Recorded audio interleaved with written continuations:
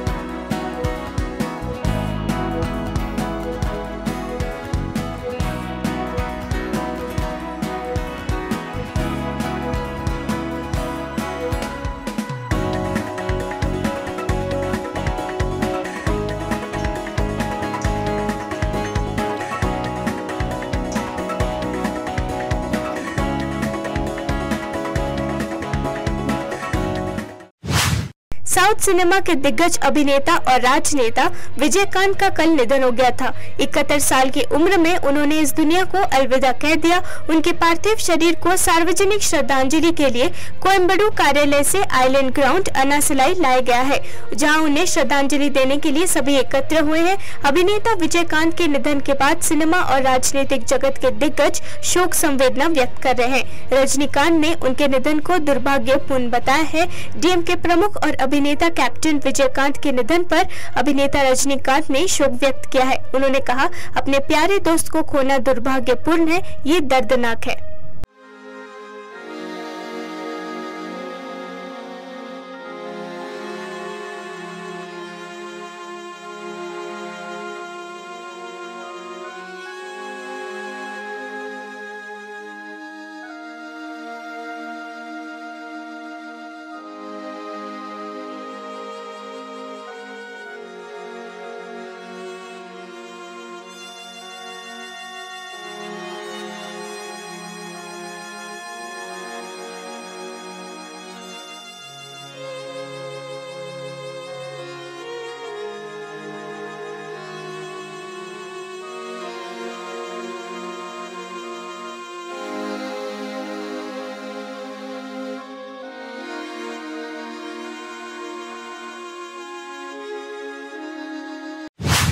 केंद्रीय नागरिक उड्डयन मंत्री ज्योतिरादित्य सिंधिया ने राम मंदिर निर्माण में देरी के पीछे का राज खोला।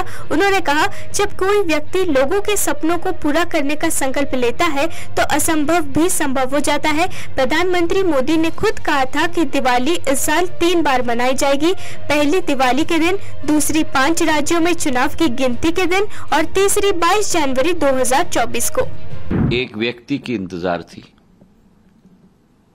एक हस्ती की इंतजार थी, एक भारत माता के गौरवान्वित बेटे की इंतजार थी, प्रधानमंत्री नरेंद्र मोदी जी के रूप में। एक संकल्पित व्यक्ति जब निकलता है तो असंभव कार्य भी संभव हो पाता है। क्या वजह मानते हैं कि राम मंदिर इतने दिनों तक नहीं बन पाया? चूंकि आपने पॉलिटिक्स में एक लंबा सफर तय किया है, किन वजहों? एक व्यक्ति की इंतजार थी, एक हस्ती की इंतजार थी, एक भारत माता के गौरवान्वित बेटे की इंतजार थी, प्रधानमंत्री नरेंद्र मोदी जी के रूप में। जिन हजारों साल से लोगों के जो सपने थे, उन सपनों को पूरा करने का संकल्प लेकर एक संकल्पित व्यक्ति जब निकलता है तो असंभव कार्य भी संभव हो पाता है। और इस अभियान में मेरे लिए स्वयं एक भावनात्मक क्षण है, क्योंकि सन 80 के दशक में मेरी आजी अम्मा राजमाता साहब विजय राजे सिंधिया जी भी इसी अभियान के साथ जुड़ी हुई थी, लाल कृष्ण अडवाणी जी के साथ, मुरली मनोहर जोशी जी के साथ। और एक भावनात्मक क्षण मेरे लिए स्वयं है। और एक, जैसे मैंने कहा, एक व्यक्ति, एक भारत माता के बेटे की इंतजार थी जो उस संकल्प को सिद्धि में परिवर्तित कर पाए। और वो हस्ती प्रधानमंत्री नरेंद्र मोदी जी के रूप में, जिन्होंने आज की पीढ़ी नहीं लेकिन हजारों साल पुरानी पीढ़ियों के सपनों को साकार करने में पूर्ण अपना योगदान केवल नहीं दिया, लेकिन क्षमता के आधार पर वो पूर्ण रूप से साकार करवाया है। और 22 जनवरी, जैसे प्रधानमंत्री जी ने स्वयं कहा, इस साल में 3 दिवाली होंगी।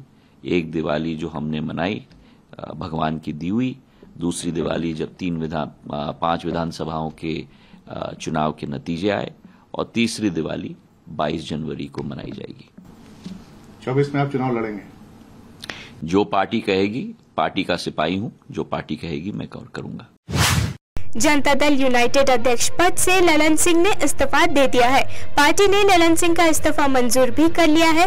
जेडीयू के अध्यक्ष ललन सिंह ने राष्ट्रीय कार्यकारिणी की बैठक में पार्टी प्रमुख के पद के लिए नीतीश कुमार के नाम का प्रस्ताव रखा। वरिष्ठ पार्टी नेता केसी त्यागी ने बताया कि बिहार के मुख्यमंत्री नीतीश कुमार को जेडीयू की राष्ट्रीय कार्यकारिणी की बैठक में पार्टी का अध्यक्ष चुना गया है।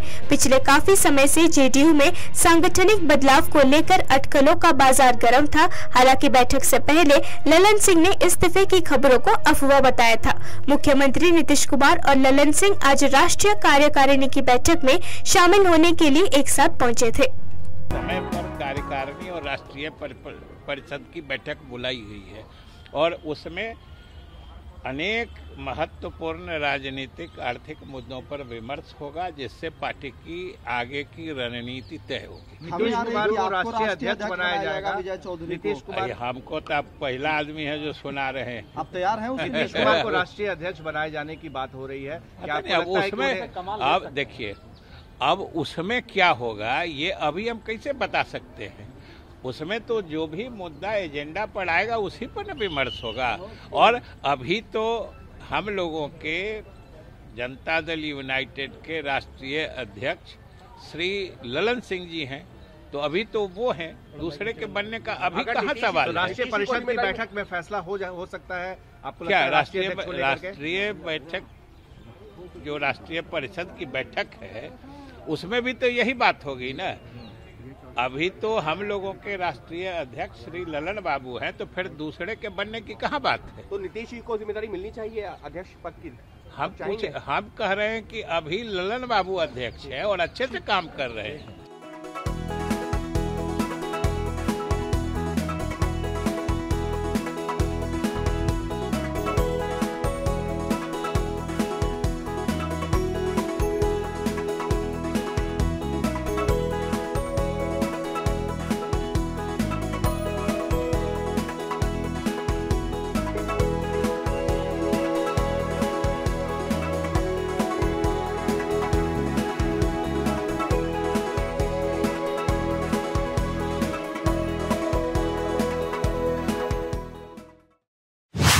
भारतीय जनता पार्टी के नेता और सांसद तेजस्वी सूर्या ने बीजेपी के खिलाफ कांग्रेस नेता राहुल गांधी के गुलामी बयान पर बात की। उन्होंने कहा कि कांग्रेस का गुलामी की विचारधारा का इतिहास रहा है जो आजादी के बाद भी जारी रही। उन्होंने दावा किया कि गुलामी कांग्रेस के डीएनए में है। उन्होंने कहा कांग्रेस पार्टी का डीएनए उन विचारधाराओं की गुलामी है जो भारत के बाहर उत्पन्न हुई है। बहुत लंबे समय तक कांग्रेस पार्टी की अध्यक्षता ब्रिटिश राज के पास रही। आजाद के बाद भी कांग्रेस पार्टी ने अपनी नीतियों के माध्यम से अंग्रेजों के कानूनों को जारी रखा। इसलिए राहुल गांधी के लिए ये कहना बहुत बड़ी बात है कि भाजपा गुलामों की पार्टी है। गुलामी व्यवहार कांग्रेस पार्टी का डीएनए है। The DNA of the Congress party is slavery to ideologies that have originated outside of India and have always wanted to dominate India. For a very long time, the Congress party's presidentship, even when other parties and other freedom fighters were demanding for Purna Swaraj, the presidentship of the Congress party was held by the Britishers. Even after India got independence, the Congress party, through its policies and its administrative thinking, in one way or the other continued the same British Raj. This was not only evident in India, but even the Britishers themselves acknowledged this, which is why Britain's newspaper The Guardian, in its editorial on the 18th of May 2014, right after Prime Minister Modi ji got elected to office, commented in its editorial that the British Raj has truly come to an end today. So it is too rich from Rahul Gandhi and the Congress party to say that the Bharatiya Janata Party is a party of gulams. Gulami is in the DNA of the Congress party. Gulami mansikta and gulami behavior is the DNA of the Congress party. So Rahul Gandhi should first take lessons in history about his own party, about how slavishness to the British, slavishness to those ideologies which came outside of India, have defined the history of the Congress party, not only before independence but even after independence, before commenting on the Bharatiya Janata Party.